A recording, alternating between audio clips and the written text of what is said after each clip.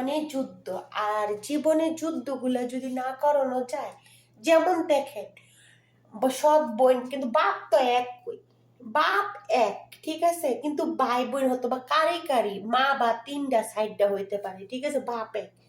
তবে 5 ভাইয়ের এক বোন দেখে সবাইকে দাওয়াত দেয়, ঠিক আছে, আর একটি বোন দেখে তাদেরকে দাওয়াত দেয় না, তাহলে এটা হিংসা না?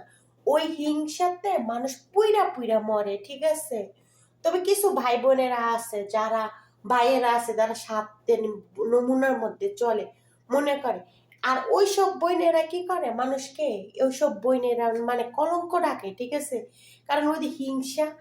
আর যাদের ভিতরে হিংসা আছে তাদেরকে কখনো আল্লাহ ভালো কিছু লাগে না।